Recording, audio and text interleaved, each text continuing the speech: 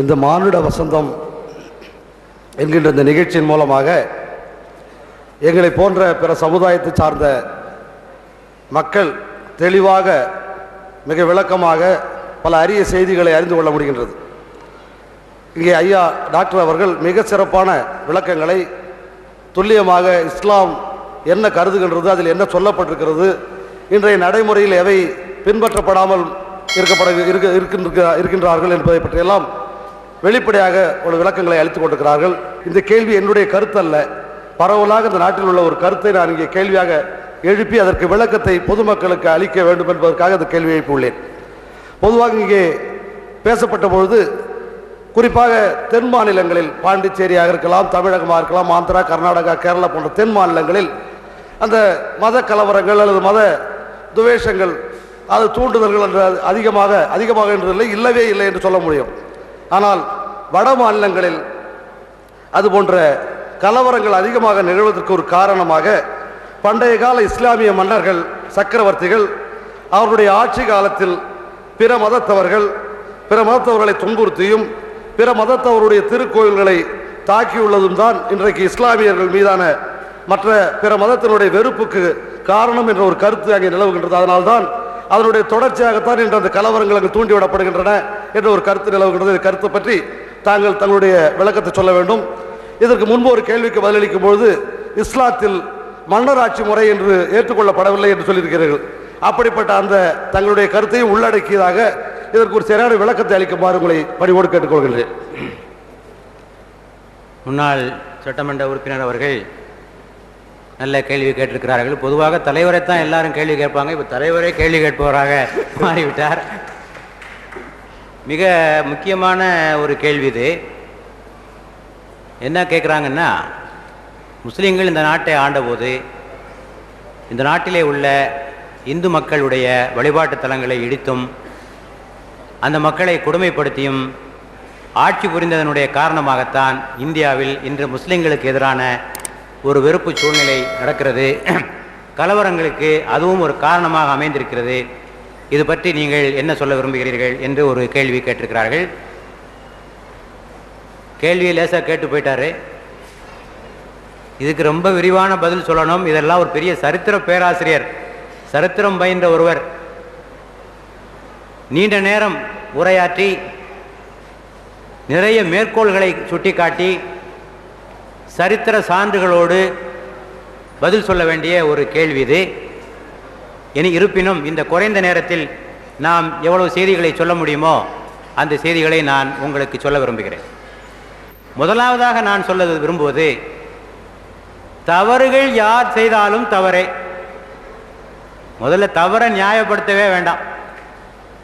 இடிச்சாங்கிறது இருந்தால் தப்பு தான், அதை நாம் எந்த வகையிலும் நியாயப்படுத்துவதற்கு தயாராக இல்லை. சில தவறுகள் நடைபெற்று இருக்கின்றன, இல்லை என்று நான் சொல்ல மாட்டேன்.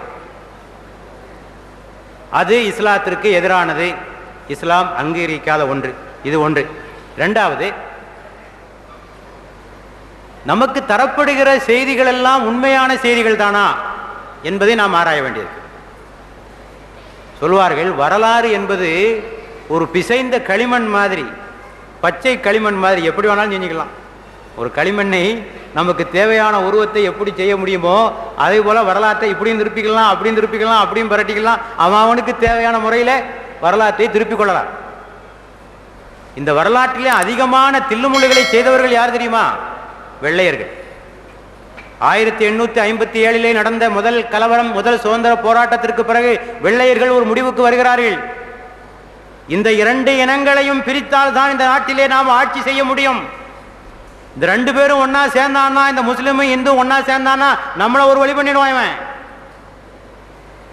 ஆகவே அவர்கள் முடிவு பண்ணார்கள், இந்த வரலாற்றை திருத்தி எழுதி முஸ்லிம்களை பற்றிய ஒரு துவேஷ எண்ணத்தை இந்துக்கள் மத்தியிலே விதைத்து அதன் மூலமாக பிரித்தாளுவதுதான் இந்த நாட்டிலே நீடித்த ஒரு ஆட்சிக்கு வழிவகுக்கும் என்று முடிவு செய்தார்கள்.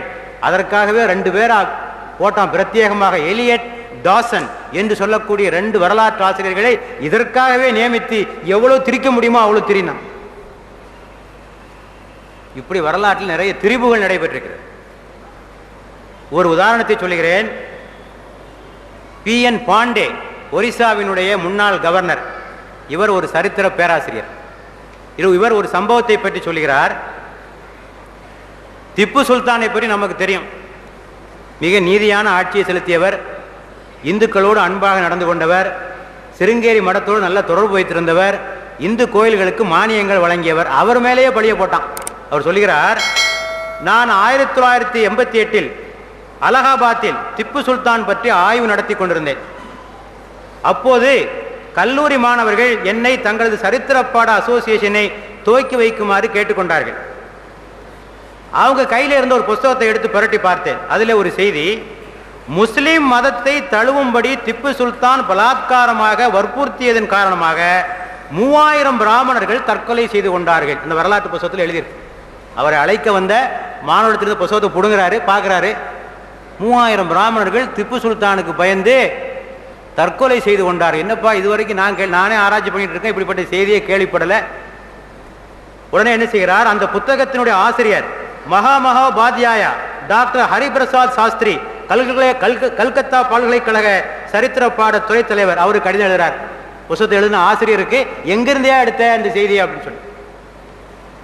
அவர் சொன்னார், பதிலே கொடுக்கல. பிறகு பல கடிதங்கள் எழுதிய பேர் அவர் சொல்லுகிறார், மைசூர் கெசட்டிலிருந்து நான் அதை எடுத்தேன் அப்படிங்கிறார். யாரு? சாஸ்திரியார் சொல்லுகிறார். இவர் மைசூர் கெசட்டுக்கு போறார். அங்க விசாரிச்சதுல அப்படி ஒரு செய்தி மைசூர் கெசட்லே இல்லைன்றான். கடைசியாக அந்த மைசூர் கெசட்டில் தயாரிக்கக்கூடிய ஸ்ரீ கண்டையா சொல்லுகிறார், திப்பு சுல்தானினுடைய பிரதான அமைச்சர் ஒரு பிராமணர் ஆவார். அவர் பெயர் பூரணையா. அவரது தலைமை தளபதி கிருஷ்ணாராவும் பிராமணர். யாரு? தலைமை தளபதியும் பிராமணர், அவருடைய பிரதான அமைச்சரும் பிராமணர் என்று சொல்லிவிட்டு, இது தவிர திப்பு சுல்தான் ஆண்டு மானியம் வழங்கி வந்த 156 இந்து கோயில்களின் பட்டியலையும் ஸ்ரீகண்டையா எனக்கு அனுப்பியிருந்தார். சிருங்கேரி மடாதிபதி ஜெகத்குரு சங்கராச்சாரியுடன் திப்பு சுல்தான் சுமூகமாக உறவு கொண்டிருந்தார். பாருங்க, இந்த செய்திக்கு எந்த ஆதாரமும் கிடையாது. இது மாதிரியான பொய் செய்திகள் நிறைய உண்டு. இந்த செய்திகள்லாம் எங்கிருந்து எடுக்கப்படுகின்றன? வரலாற்றில் பல சோர்ஸிலிருந்து எடுக்கப்படுகிறது. இந்திய வரலாற்று செய்திகள் ஒன்று துருக்கியர்கள் பெர்சியர்கள் எழுதிய வரலாறு, துருக்கியர்களும் பார்சிகள் எழுதிய வரலாறு ஒன்று இருக்கிறது. ஜெயினர்கள் எழுதிய வரலாறு ஒன்று இருக்கிறது. சமஸ்கிருத மொழியில் எழுதப்பட்ட வரலாறு இருக்கிறது. வெள்ளைக்காரங்க எழுதின வரலாறு இருக்கு. இந்திய தேசியவாதிகள் வரலாறு 5 வரலாறு இருக்கு. இதுல ஒவ்வொன்றும் இங்க சொல்றது அங்க இல்லை, அங்க சொல்றது இங்க இல்லை, ஒரே முரண்பாடு. இதுல என்ன செய்யறான், அவன் தனக்கு சேவையானது பிடிங்கிறான். அவனுக்கு எங்கெங்கே என்னென்ன தேவையோ அந்த செய்திகளை புடுங்கி கொண்டு தவறான செய்திகளை மக்களுக்கு மத்தியிலே வைத்துக் கொண்டிருக்கிறார். இதை நாம் புரிந்து கொள்ள வேண்டும். ஆக சொல்லப்படுகிற செய்திகள் எல்லாம் உண்மையான செய்திகள் அல்ல என்பதையும் நாம் பார்த்துக் கொள்ள வேண்டும். மூன்றாவதாக, சில அநியாயங்கள் நடைபெற்றது உண்மை. ஆனால் அது மத சண்டையா மன்னர்களுக்கு எடுத்த சண்டையா, இதை பார்க்க வேண்டும். இந்த இடிப்புகளும் இந்த பறிப்புகளும் மத துவேஷத்தின் அடிப்படையில் நடந்ததா, 2 மன்னர்களுக்கான சண்டையில் நடந்ததா என்பதை பார்க்க வேண்டும். பாபருக்கும் யாருக்கும் சண்டை? இப்ராஹிம் லோடிக்கும் சண்டை. 2 முஸ்லீம் மோதிக்கொள்கிறான். பாபருக்கு துணை புரிந்தவர் ஒரு இந்து மன்னர். 2 முஸ்லீம் மோதிக்கிறான், ஒரு முஸ்லீம் மோதிக்கிறான், துணை புரிவர் இந்து. பாபருக்கும் ராணா பிரதாப்புக்கும் சண்டை. ராணா பிரதாப்புக்கு உதவி செய்தவர் தௌலத் கான். எப்படி ஒரு முஸ்லீமுக்கு ஒரு இந்து உதவி செய்கிறார்? எதுக்காக சொல்றேன்னா, இது மன்னர்களுக்கு மத சண்டை அல்ல.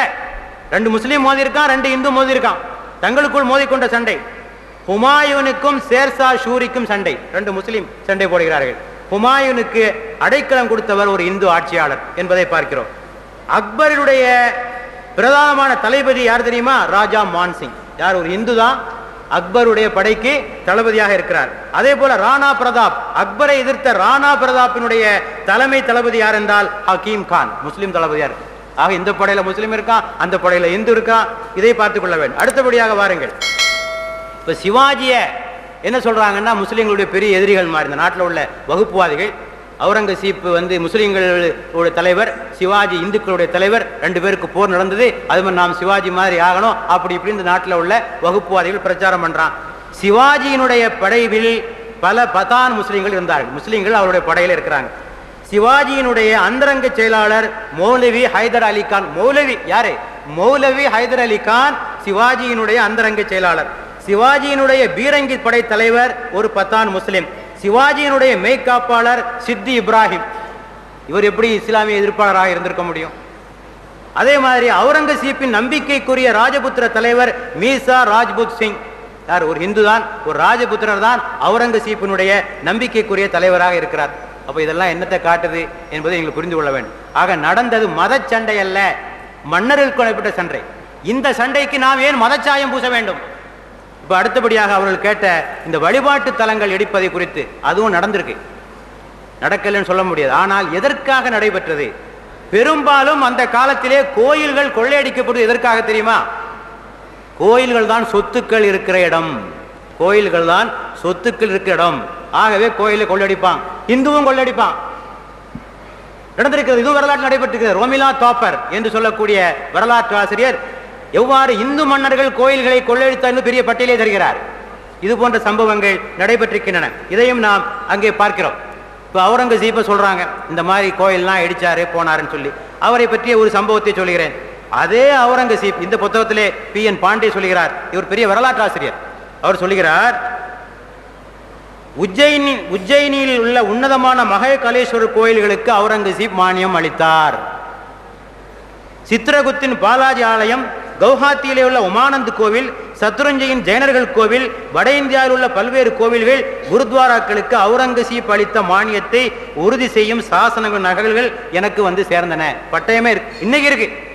இன்னைக்கும் அவுரங்கசீப் கோயில்களுக்கு மானியம் அளித்ததற்கான பட்டயங்கள் இன்று வரை இருக்கிறது. சரி, இன்னொரு சம்பவத்தையும் சொல்றேன். விஸ்வநாதர் கோயிலை அவுரங்கசீப் இடித்தார். அது இந்த நூலில் இருக்கக்கூடிய சம்பவம் தான். எதற்காக இடித்தார் என்பதையும் சொல்லுகிறார். இந்த நூலில் என்ன சொல்லுகிறார்? அவுரங்கசீப் டெல்லியில் இருந்து புறப்பட்டு வங்காளத்துக்கு செல்கிறார். போகிற வழியிலே உள்ள இந்து மன்னர்கள் சொல்லுகிறார்கள், எங்களுடைய ராணிகள் கங்கை நதியிலே குளிக்கப் போகிறார்கள், வாரணாசியிலே உள்ள கங்கையிலே குளிக்கப் போகிறார்கள். ஆகவே உங்களுடைய ஒரு நாள் பயணத்தை நீங்க கொஞ்சம் நிறுத்தி வச்சுக்கிடுங்க, அவங்க போன பிறகு குளிச்ச பிறகு நீங்க போயிடலாம். இவர் நிறுத்தி வைத்து விடுகிறார். நிறுத்தி வைத்து விட்டு அந்த ராணிகள் குளிப்பதற்கு வசதியாக காவலர்களை தொடர்ந்து நிறுத்தி வைக்கிறார். ஆக ராணிகள் குளிக்க போறாங்க. கடைசியா ஒரு தகவல் வருகிறது, கட்சி மாநிலத்தை சேர்ந்த அந்த ராணியை காணல அப்படின்னு. கடைசியா தேடி பார்த்தா விஸ்வநாதர் கோயிலுக்குள் அந்த ராணியை ஒளித்து வைத்திருக்கிறார்கள், கடத்தி கொண்டு போய் ஒளித்து வைத்திருக்கிறார்கள். அங்கே உள்ள மன்னர்கள் எதிர்க்கிறார்கள், இந்த கோயிலுடைய புனிதமே கலங்கப்பட்டு விட்டது என்று சொன்ன பிறகு அந்த கோயிலை தரமட்டமாக இடிக்கிறார் அவுரங்கசீப். அந்த கோயில் கலங்கப்படுவது இந்துக்களுடைய ஒப்புதலோடு அதை இடிக்கிறார். இந்த செய்தியை யார் சொல்லுகிறார்? டாக்டர் பட்டாபி சீதாராமையா தனது ஃபெதர்ஸ் அண்ட் ஸ்டோன்ஸ் என்ற நூலிலே இந்த சம்பவத்தை குறிப்பிடுகிறார். சரி, அவுரங்கசீப் ஒரு பள்ளிவாசலை இடித்தார் தெரியுமா உங்களுக்கு? அவுரங்கசீப் ஜும்மா மஸ்ஜிதை இடித்தார். கோல்கொண்டாவிலே உள்ள ஒரு பள்ளிவாயில் இடித்தார். என்ன காரணம்? அங்கே ஆட்சி புரிந்த தனஷா என்ற மன்னன் கப்பம் வசூலித்து விட்டு, வரியை வசூலித்து விட்டு, இவருக்கு கப்பம் செலுத்தாமல் அதை பள்ளிவாசலுக்கு கீழே புதைச்சி மேல பள்ளிவாசல் கட்டி இடி. ஆக இங்கு நடந்தது சொத்துக்காக, பணத்திற்காக நடந்த சண்டைகள். ஆக இவற்றிற்கு நாம் மத துவேஷம் பூசுவது எந்த வகையிலும் சரியாக அமையாது. ஆக இவற்றையும் நாம் புரிந்து கொள்ள வேண்டும். ஆக மன்னர் சண்டைகளை எல்லாம் மத சண்டையாக மாற்றக்கூடாது. இன்னொன்னையும் சொல்ல வேண்டும், இப்படி எவ்வளவு காலத்துக்கு பழைய காலத்தில் நடந்த தவறுகளை சொல்லிக்கொண்டே இருப்பது? அன்னைக்கு செஞ்ச தவறுக்கு இன்னைக்கு உள்ள முஸ்லீம் எந்த வகையிலப்பா பொறுப்பு? நியாயப்படுத்தினா தவறு தான், அவன் செஞ்சதெல்லாம் சரிதான், கோயிலை இடிச்சது சரிதான் இவன் சொன்னா இவன் பொறுப்பு தான். அப்படி சொல்லாத வரைக்கும் அவன் செய்த தவறுகளுக்கெல்லாம் இவனை பொறுப்பாக்குவது எந்த வகையில் நியாயம்? சரி, பழசை எவ்வளவு நாளைக்கு தான் பேசிட்டு இருக்கிறது? அதுக்கு ஒரு முடிவு வேண்டாமா? அதுக்கு ஒரு முற்றுப்புள்ளி வைக்க வேண்டாமா? எத்தனை இந்து ஜைன கோயில்களையும் எத்தனை பௌத்த விகார்களும் இடிக்கப்பட்டிருக்கு தெரியுமா?